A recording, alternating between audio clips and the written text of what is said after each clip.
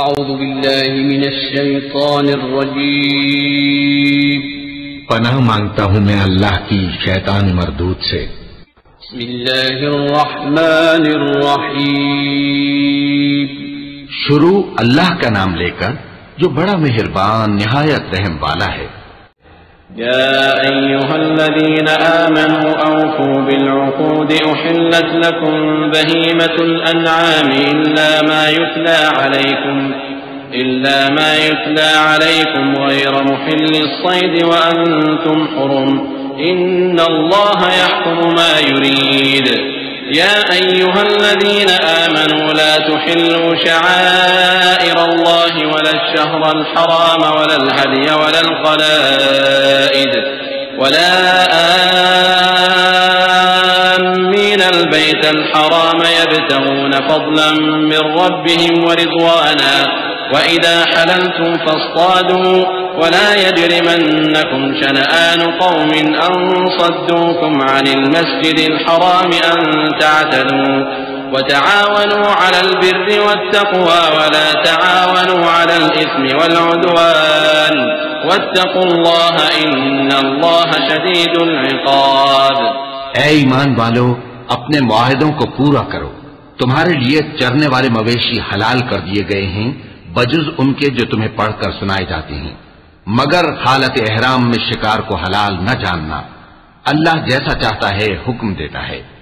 مومنوں، اللہ کے نام کی چیزوں کی بے حرمتی نہ کرنا، اور نہ ادب کے مہینے کی، اور نہ قربانی کے جانوروں کی، اور نہ ان جانوروں کی جو اللہ کی نظر کر دیے گئے ہوں کہ جن کے گلوں میں پٹے پڑے ہوں، اور نہ ان لوگوں کی جو حرمت والے گھر یعنی بیت اللہ کو جا رہے ہوں، اپنے پروردگار کے فضل اور اس کی خوشنودی کے طلبگار بنے ہوئے۔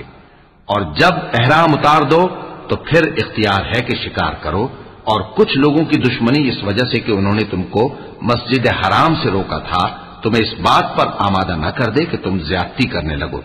اور دیکھو، نیکی اور پرہیزگاری کے کاموں میں ایک دوسرے کی مدد کیا کرو، اور گناہ اور ظلم کی باتوں میں کسی کے ساتھ تعاون نہ کرو، اور اللہ سے ڈرتے رہو۔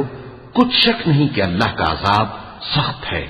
حرمت عليكم الميتة والدم ولحم الخنزير وما أهل لغير الله به والمنخنقة والموقودة والمتردية والنطيحة وما أكل السبع إلا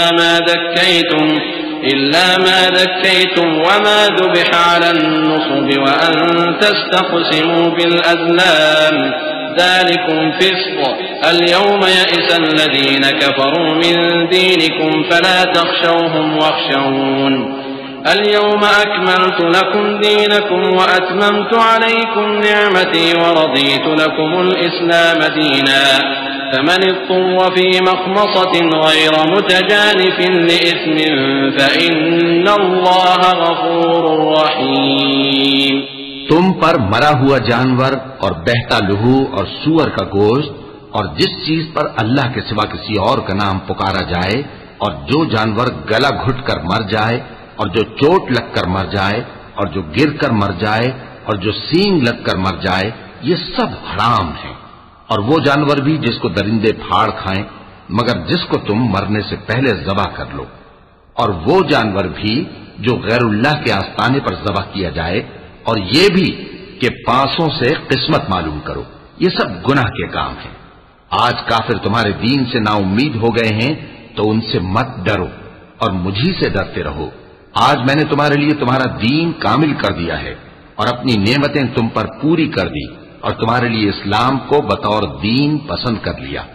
ہاں، جو شخص بھوک میں ناچار ہو جائے بشرطے کے گناہ کی طرف مائل نہ ہو تو اللہ بخشنے والا ہے، بڑا مہربان ہے۔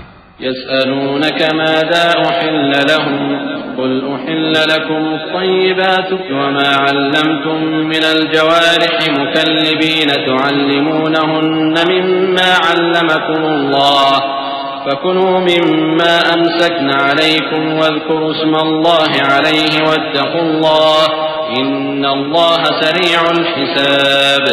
اليوم أحل لكم الطيبات وطعام الذين أوتوا الكتاب حل لكم وطعامكم حل لهم والمحصنات من المؤمنات والمحصنات من الذين أوتوا الكتاب من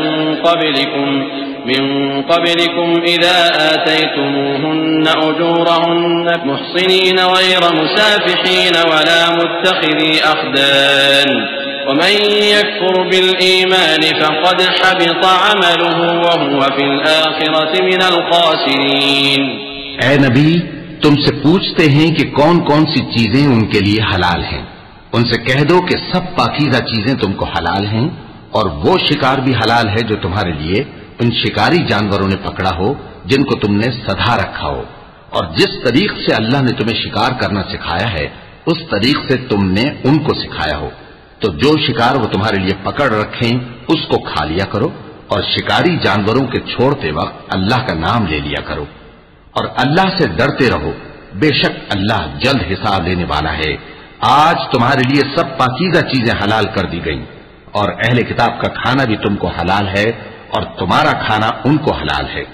اور پاک دامن مومن عورتیں اور پاک دامن اہل کتاب عورتیں بھی حلال ہیں جبکہ ان کا مہر انہیں دے دو. اور نکاح سے عفت قائم رکھنی مقصود ہو، نہ کہ کھلی بدکاری کرنی اور نہ چھپی دوستی کرنی. اور جو شخص ایمان کا منکر ہوا اس کے عمل ضائع ہو گئے اور وہ آخرت میں نقصان پانے والوں میں ہوگا. يا أيها الذين آمنوا إذا قمتم إلى الصلاة فاغسلوا وجوهكم وأيديكم إلى المرافق وامسحوا برؤوسكم وأرجلكم إلى الكعبين وإن كنتم جنبا فاطهروا وإن كنتم مرضى أو على سفر أو جاء أحد منكم من الغائط أو لامستم النساء فلم تجدوا ماء فتيمموا صعيدا طيبا فامسحوا بوجوهكم وأيديكم منه ما يريد الله ليجعل عليكم من حرج ولكن يريد ليطهركم وليتم نعمته عليكم لعلكم تشكرون. مومنو، جب تم نماز پڑھنے کا قصد کیا کرو تو اپنے منہ اور کوہنیوں تک ہاتھ دھو لیا کرو، اور سر کا مسح کر لیا کرو، اور ٹخنوں تک پاؤں دھو لیا کرو. اور اگر جنابت کی حالت میں ہو تو نہا کر پاک ہو جایا کرو. اور اگر بیمار ہو یا سفر میں ہو یا کوئی تم میں سے بیت الخلا سے ہو کر آیا ہو یا تم نے عورتوں سے مقاربت کی ہو، پھر تمہیں پانی نہ مل سکے تو پاک مٹی لو اور اس سے منہ اور ہاتھوں کا مسح یعنی تیمم کر لو. اللہ تم پر کسی طرح کی تنگی نہیں کرنا چاہتا، بلکہ یہ چاہتا ہے کہ تمہیں پاک کرے اور اپنی نعمتیں تم پر پوری کرے تاکہ تم شکر کرو. وَلَقَ اللَّهُ